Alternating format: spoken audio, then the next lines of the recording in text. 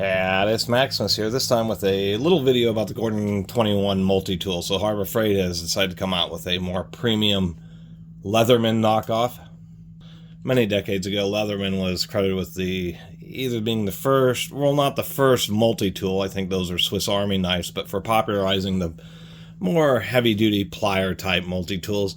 And ever since then, they've just been a million brands and a million different styles, including Leatherman themselves. Harbor Freight's decided to jump into the game. They've actually had, I believe, had some really cheap ones earlier, but now they have this $40 Gordon. I didn't pay 40 bucks. I still think I paid too much. It was like 28 on the open box, and obviously somebody bought it and it didn't feel good to them, so they just returned it. And when you're getting into the normal, you can certainly try to find coupons and stuff for Harbor Freight. A lot of times for not much more money, you can get like a Gerber or an actual Leatherman or any number of different brands. Anyway, I mean, initially it seems okay. Pretty easy to use the pliers, although the hinge or the rivet being a little bit loose to begin with means it's only going to get looser afterwards or as you use it. But overall, the construction quality actually seems nice. I mean, all the pieces are, I guess, stainless steel. They're advertising everything to be that specific grade. And companies are advertising grades of stainless steel because it could be 303, like the first and lowest grade of stainless steel. So now they're trying to say that it's a tool grade. Seems to be relatively well put together. I do like these, special custom screws that they have in there. They seem to be tightened up pretty well. It does have tension fingers in there, so when you close it up, it actually wants to stay shut, so I'll give them credit for that. And it is a little bit more modern regarding things like the primary knife blades. Well, we actually have a serrated blade here and like a wire or string cutter. All these sections all are liner lock, so that's pretty handy, and they're externally accessible. You have that. We have the obligatory triple tooth saw. We have the primary blade here, which does have a little finger cutout, so the primary blade is easier to pull out and use in the closed portion. That's probably one of the biggest modernizations. Early Leathermans, you had to open them up, fold out the blade, close them back up again. So they started doing that externally accessible.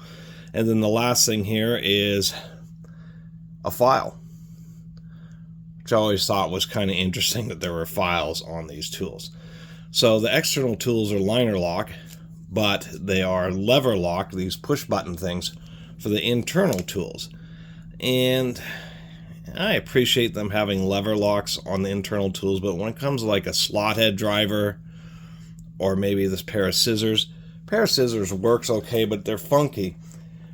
In order to get them to fit, they have to be flipped open. You gotta and then flip the, there we go, we gotta do it this way. Flip the little thing, come on camera, this way, and now you can use the scissors.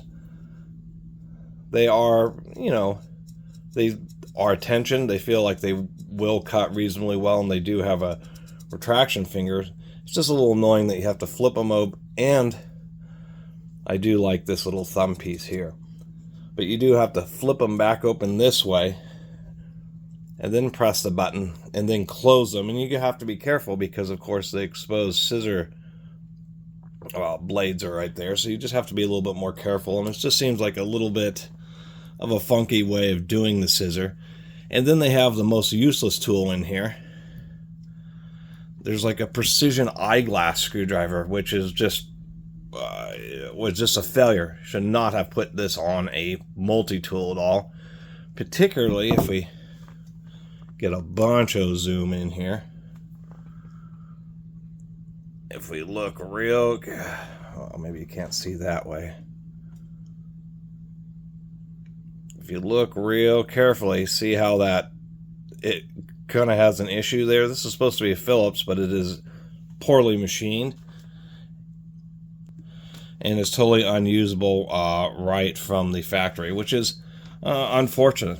But it is just something they never should have included. They should have just included the punch, because the little punch tool, the leather punch on many of these multi-tools, is actually a lot more handy for poking at stuff, working with electrical connectors, that type of thing. So they never should include the precision screwdriver.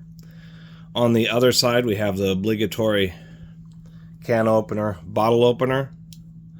And then I don't know if Leatherman or Gerber or who was the first to use like these flat reversible screwdriver bits. This is a much better idea because it's more of a normal size screwdriver, a little more durable, but I do like that system there. And that pretty much sums it up. They have a ruler on it. Never understood why they did rulers.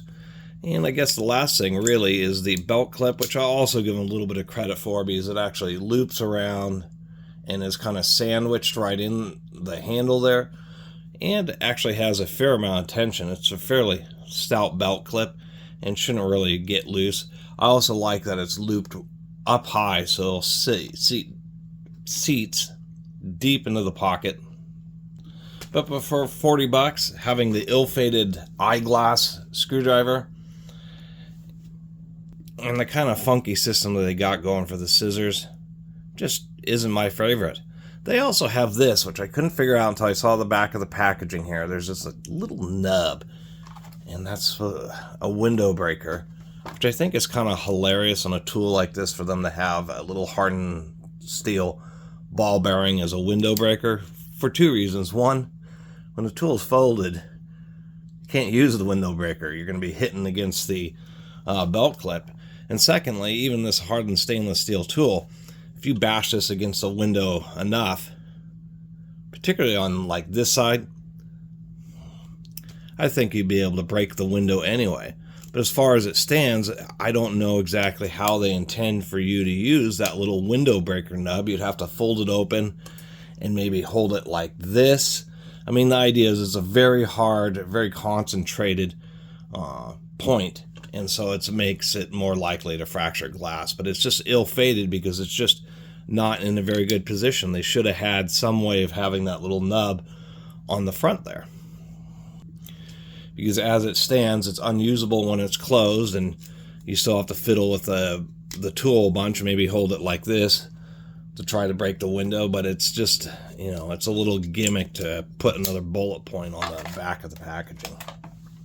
Anyway, I think I'll stick to the various Leathermans that I have. They're a little bit buried. I was going to compare this to them, but thought it's not really worth it. Really appreciate everybody who's been watching. See you next time.